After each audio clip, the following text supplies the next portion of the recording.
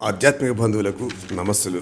ప్రతి ఆది మరియు బుధవారం మనం మననం చేసుకునే శ్రీమద్ భగవద్గీత సందేశం ధ్యాన యోగం నుండి 44వ శ్లోకం యొక్క భావాన్ని ఈరోజు మనం తెలుసుకుందాం. పూర్వాభ్యాసేన తేనేవ హృదయే. పూర్వాభ్యాసం కారణంగా నీకు సంబంధం లేకున్నా నిన్ను ఆ మార్గంలోకి తీసుకువెళ్తుంది. జిజ్ఞాసు అపియోగ్యస్య శబ్ద బ్రహ్మాతి వర్తతే. శబ్ద బ్రహ్మ అంటే వేదాలు.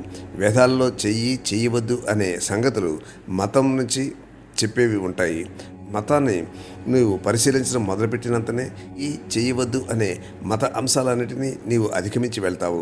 ప్రయోగం చేయడానికి ఆరంభించినప్పుడే చేయవద్దు అన్నది పాటిస్తావు. కానీ ప్రయోగం చేస్తున్నప్పుడు వాటన్నిటినీ దాటగలుగుతావు. నిజమైన మతం అంటే ప్రయోగం చేయడం. పసిబిడ్డగా ఉన్నప్పుడే చేయవద్దన్నది వర్తిస్తుంది. కానీ పూర్తిగా ఎదిగినాక తనకు తానే ఏ విధంగా నిర్ణయించుకోగలడో అదే మాదిరిగా ఆధ్యాత్మిక జీవితంలో అభివృద్ధి చెందాక పరిశీలనలో స్మృతులు అవసరాన్ని ప్రయోగం చేస్తాడు. అటువంటి వ్యక్తి వేదాలను దాటి వెళ్తాడు అన్న విషయం ఈ శ్లోకం చెబుతుంది. ప్రయాణం ఆరంభంలో మార్గానికి సంబంధించిన పటాన్ని చూస్తాం. తర్వాత దాని అవసరం లేకుండా ప్రయాణం చేయగలుగుతాం. మార్గం అంతా పటాన్ని చూడడం కదా. అందువల్ల అనుభవం ప్రధానమైంది. తర్వాతనే పుస్తకాలతో విలువ అని చెబుతుంది ఈ శ్లోకం. మతాన్ని అవలంబించడం శాస్త్రాన్ని అవలంబించినట్లే అవుతుంది. ఎందువలనంటే ప్రయోగం చేస్తున్నప్పుడు అందరి మత గురువులచే సత్యాన్వేషణ జరపబడుతుంది. అందరూ ఒకే సత్య మార్గానికి వస్తారు. తెలుసుకోవాలన్నా వెతకాలన్న కుతూహలం ముందు లేకుంటే శాస్త్రజ్ఞుడివే కాలేవు.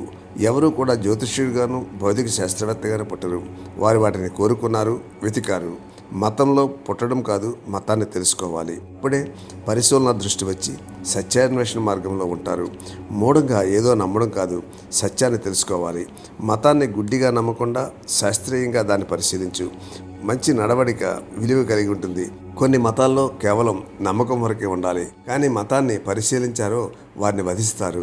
సనాతన ధర్మం మాత్రమే పరిశీలించమని చెబుతుంది. తన యందున్న అద్భుత శక్తులను శాస్త్రీయంగా కనుగొనడం అవసరం. జిజ్ఞాసురపి యోగస్య శబ్ద బ్రహ్మాది వర్తతే అనే చక్కని వాక్యంతో పై విషయమంతా చెప్పబడింది. జీవితం తర్వాత జీవితంలో ఏ విధంగా సత్యాన్వేషణ చేస్తావో తదుపరి శ్లోకాల్లో చెప్తాడు. జిజ్ఞాసు అంటే శ్రీరామకృష్ణుడు గాలి విగ్రహంతో నీవు విగ్రహానివా లేక చిన్మయ రూపానివా అని ప్రశ్నించాడు.